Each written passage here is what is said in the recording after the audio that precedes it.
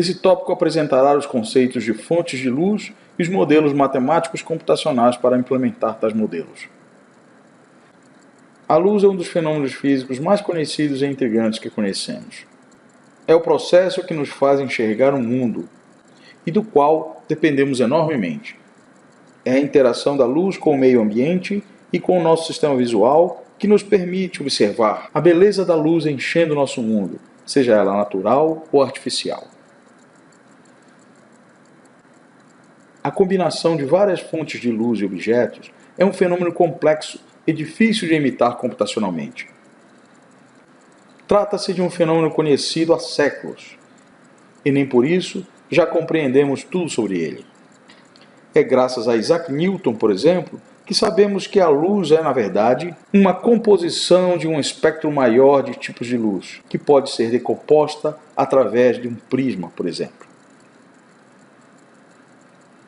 A luz visível é, na verdade, uma pequena parte de um espectro muito maior de ondas eletromagnéticas, por isso mesmo chamada luz visível. Sem a simulação de luz, nossos modelos de implementação só poderão ser observados em formatos de wireframe. Vamos ver sólido, por exemplo, não conseguiremos ver sombra ou profundidade, e nossos modelos 3D parecerão planos. E com a introdução dos modelos físico-computacionais de iluminação e sombreamento, aí sim será possível percebermos que trata-se de um objeto 3D. Mas, para construirmos um modelo de iluminação físico-computacional, precisamos pensar quais são os elementos envolvidos. Pensamos então, por exemplo, que qualquer modelo depende então da posição da fonte de luz, tipo de fonte, ângulo de incidência, características da superfície de incidência como cor, propriedades de reflexão, da intensidade da luz e da posição do observador. Para considerarmos esses fatores, precisamos observar como é cada tipo de fonte. A luz ambiente, por exemplo, é uma luz que não possui necessariamente uma fonte. Em todo lugar ela reflete com a mesma intensidade. Não é possível observar de onde a luz parte e notamos que ela reflete em todas as direções. Parece independer da superfície que incide.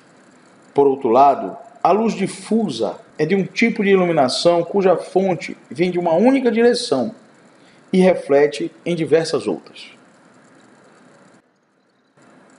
Também, a luz especular é uma luz que também vem de uma única direção e reflete também em um único sentido. Assim, alguns elementos chaves devem existir no nosso modelo físico-computacional de iluminação. Uma superfície a ser iluminada que deve estar em uma determinada localização. Uma fonte de luz que também está em uma determinada localização. A iluminação propriamente dita, ou a onda do espectro eletromagnético que atinge a superfície em uma certa direção D. O espectro possui comprimento de onda lambda. Esse modelo é então utilizado para calcular a intensidade luminosa em cada ponto da cena. Como são diversos tipos de modelos, podemos pensar em um bem simples, como um que depende somente da luz ambiente.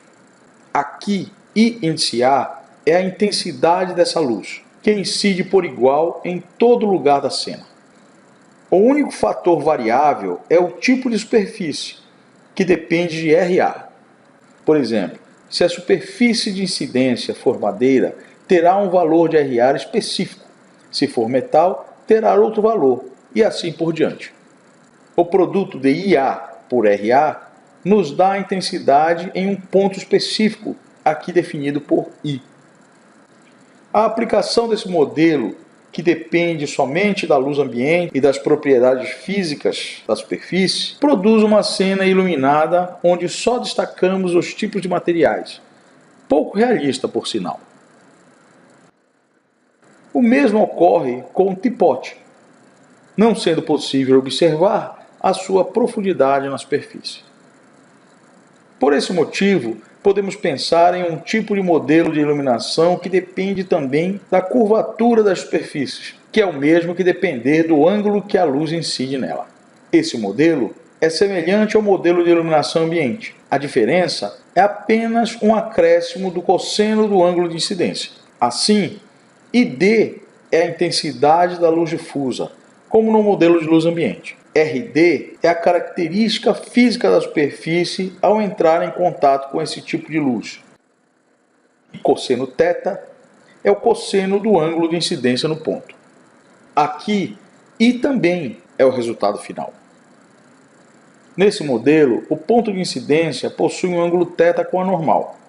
Daí, podemos concluir que quando esse ângulo é tangencial, ou seja, a luz incide a 90 graus da normal, a intensidade final aí é zero. Por outro lado, quando o ângulo de incidência é 0 grau, a luz está incidindo ao máximo. Combinando os dois modelos simples, luz ambiente mais luz difusa, chegamos a um modelo um pouco mais realista. Ao aplicarmos esse modelo de iluminação sobre a superfície do tipote, agora é possível observar suas curvaturas. No entanto, esse modelo ainda pode ser melhorado. Se dividirmos o termo de difusão pela distância da fonte de luz elevada ao quadrado, temos o efeito dessa sensibilidade. Quanto mais distante a fonte de luz estiver do ponto iluminado, mais a iluminação do ponto dependerá somente da iluminação ambiente.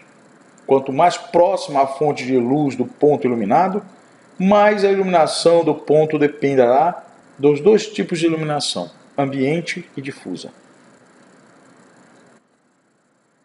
Finalmente, aplicando esse tipo de modelo que acabamos de definir à cena anterior, notamos que o efeito é muito mais realista.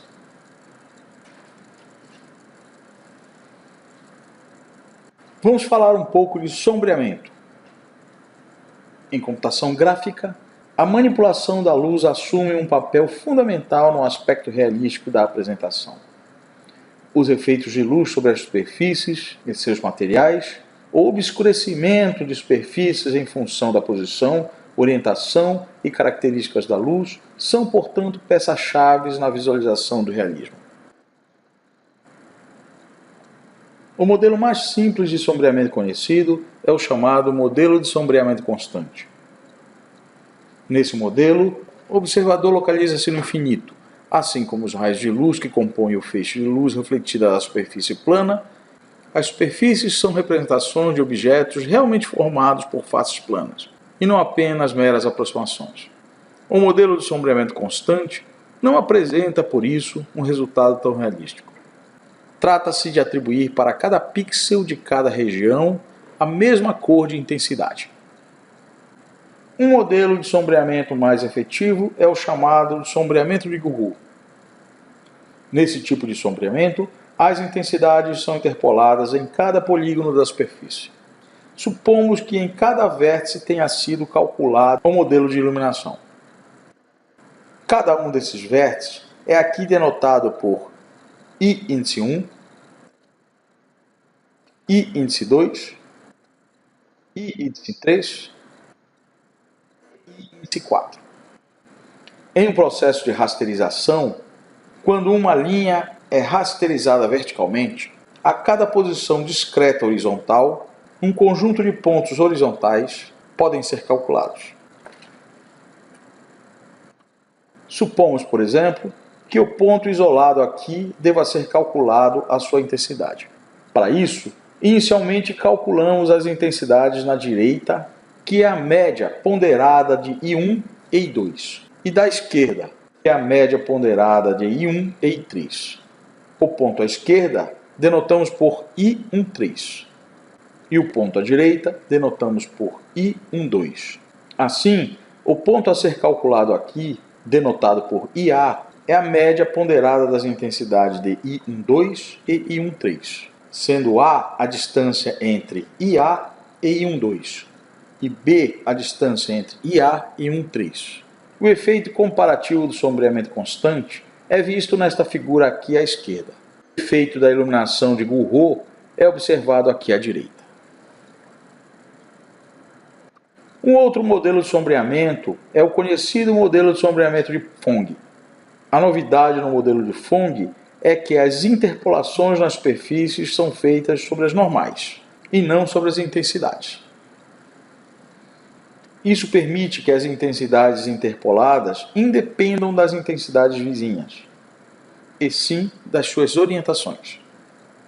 O modelo de Phong é computacionalmente mais custoso que o modelo de Gouraud, mas em muitos casos obtém-se resultados melhores. A sequência de imagens abaixo mostra a combinação de vários tipos de iluminação e a aplicação do modelo de Phong. O efeito final é claramente realístico.